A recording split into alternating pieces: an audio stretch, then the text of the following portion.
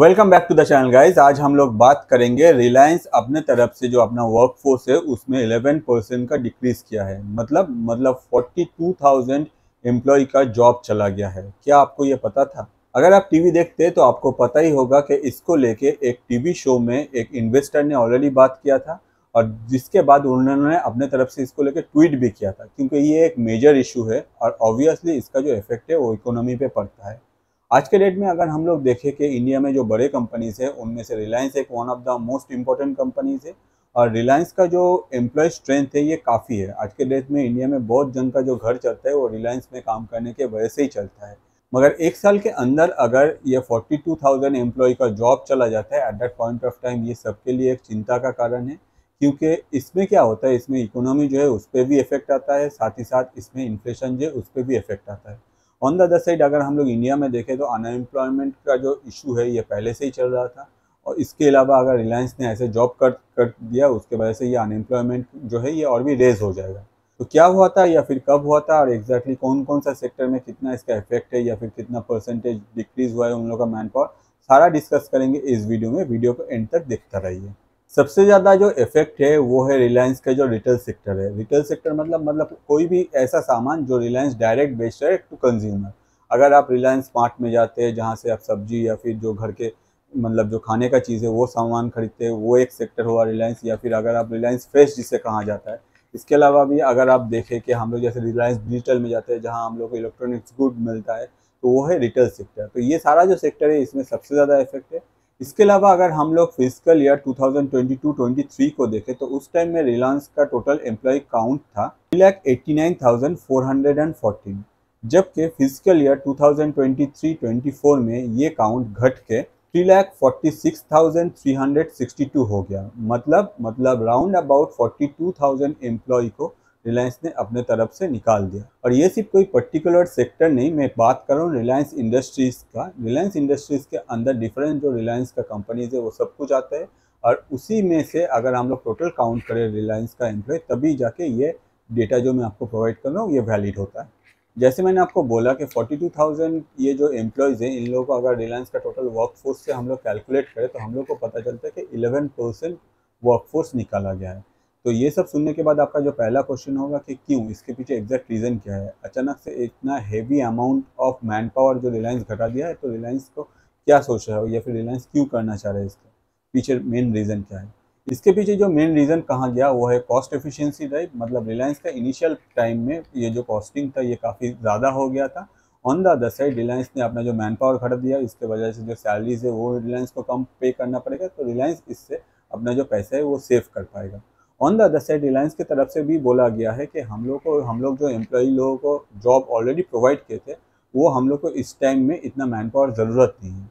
अगर man power ज़रूरत नहीं होगा तो ऑब्वियसली कोई प्राइवेट कंपनी आप लोगों को बिठा के तो तनख्वाह नहीं देगा। तो प्राइवेट कंपनी जो है वो आप लोगों को हो सकता है कि 1 मंथ या फिर 2 मंथ का नोटिस पीरियड बोलेगा, उसके बाद जो है बोलेगा कि आप लोग अपना ढूंढ लो, नेक्स्ट मंथ से आप लोगों को आना नहीं पड़ेगा। तो इससे क्या होता है, आपको एक सर्टेन अमाउंट ऑफ टाइम मिल जाता है कि आपको दूसरा जॉब ढूंढने का। आप डिफरेंट जो वेबसाइट के पोर्टल है या फिर जॉब पोर्टल से वहाँ भी अप्लाई कर सकते हो। अगर आपका कोई दोस्त रेफर कर जाता है वहाँ आप जाके इंटरव्यू दे सकते हो। अगर आपको जॉब मिल जाता है तो आप पुराना जो कंपनी उनको कंप्लीटली बोल सकते हो, हाँ सर मैं अभी रिज़ाइन कर रहा हूँ, मेरा डॉक्यूमेंटेशन कंप्लीट कर दीजिए, मैं दूसरा जगह में ज्वाइन करूँगा। तो ये टाइम प्रोवाइड करते हैं बहुत सारा companies. On the other side अगर देखें हर बार ये जो इतना एक शॉर्ट पीरियड में जॉब मिलना भी इतना आसान नहीं है। जबकि अगर हम लोग रिटेल सेक्टर को देखें तो रिटेल सेक्टर एक ऐसा सेक्टर है जहां लोग ज्वाइन भी करते हैं बहुत जल्दी और छोड़ भी देते हैं।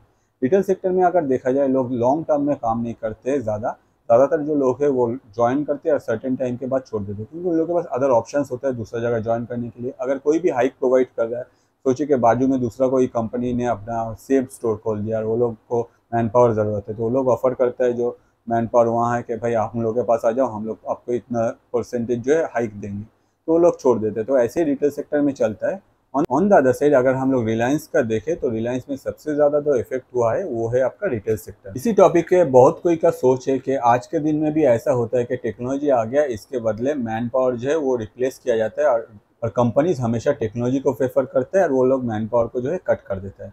अगर देखा जाए प्रेजेंट डेज में ऐसा जो आप बोल रहे हैं कि हाँ भाई कुछ एक हद तक जो है टेक्नोलॉजी अपग्रेड होने के बाद जो मैन पावर है ये घटा आ जाता है, क्योंकि मैन पावर का उतना ज़रूरत नहीं होता है, सब कुछ ऑटोमेशन हो जाता है, ऑटोमेटिकली सब कुछ किया जाता है, जिसके बदले कंपनीज जो है अपने तरफ से ये कम्प्लीटली जो प्रोसेस है इसको डिज़ाइन करके प्लेस करता है।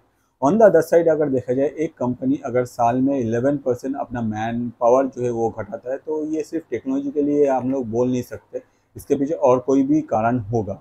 जैसे मैंने आपको कहा कि इन लोग का अपना जो है कॉस्ट एफिशिएंसी ड्राइव रन कर रहा था। ऑन द अदर साइड हो सकता है कि रिलायंस का फ्यूचर में और कुछ प्लान है जिसको लेकर रिलायंस अभी कुछ नहीं बोल रहा है, और इन फ्यूचर आकर हम लोगों को पता चलेगा कि ये जो इतना मैन पावर रिलायंस ने अचानक से घटाया है एक साल के अंदर, इसके पीछे क्या रीज़न है। अगर हम लोग रिलायंस जियो को देखें तो 2023 फिजिकल ईयर में जियो का टोटल एम्प्लॉय काउंट था मोर देन 95,000। अगर हम लोग 2024 में देखें तो ये एम्प्लॉय काउंट हो गया more than 90,000। Round about 5,000 employ जो है वो जियो से निकाला गया है। ऑन द अदर साइड हो सकता है कि वो लोग अपने तरफ से भी ये जॉब छोड़ सकते हैं, मगर ओवरऑल 5,000 एम्प्लॉय एक साथ जॉब नहीं छोड़ने वाला है। हो सकता है कि धीरे धीरे कंपनी भी कुछ निकाला है और बाकी जो है वो अपनी तरफ से जॉब स्विच करके दूसरा जॉब में भी सेटल हो गया है। फिजिकल ईयर 2023 में रिलायंस का जो रिटेल सेगमेंट है उसमें रिलायंस का टोटल एम्प्लॉय काउंट था 2,45,000 के आसपास। जबकि अगर हम लोग फिजिकल ईयर 2024 को देखें, उस टाइम में रिलायंस का रिटेल सेगमेंट में जो एम्प्लॉय काउंट था वो था 2,07,000 के आसपास। तो आप समझ ही सकते हैं जो मेजर इफेक्ट हुआ है वो है रिटेल सेक्टर में। ये इंसिडेंट होने से पहले अगर हम लोग रिलायंस का डेटा चेक करें तो हम लोग को पता चलता है कि रिलायंस अपने तरफ से जो रिक्रूटमेंट करता था उसमें 60% वो रिक्रूटमेंट करता था सिर्फ अपना रिटेल इंडस्ट्री के लिए, क्योंकि वो लोग रिटेल में ज़्यादा मैन पावर रिक्रूट करना चाहता था और रिटेल इंडस्ट्री में रिलायंस काफ़ी आगे ग्रो करना चाहता था। 2023 में रिलायंस ने अपने तरफ से अपना जो फिजिकल स्टोर है उन लोगों को एक्सपेंड किया और round about 3,300 store extra add किया। जबकि अगर हम लोग फिजिकल ईयर 2024 को देखें तो उस टाइम में रिलायंस ने सिर्फ न्यू 800 स्टोर ओपन किया था, जिनमें से भी जो पुराने स्टोर थे वो बहुत सारे पुराने स्टोर उस टाइम में बंद हो गए थे। अगर हम लोग इंडिया के रिटेल सेल्स को देखें तो हम लोग को पता चलता है जो रिटेल सेगमेंट है इंडिया में इसका जो सेल्स है ये 4% डाउन है।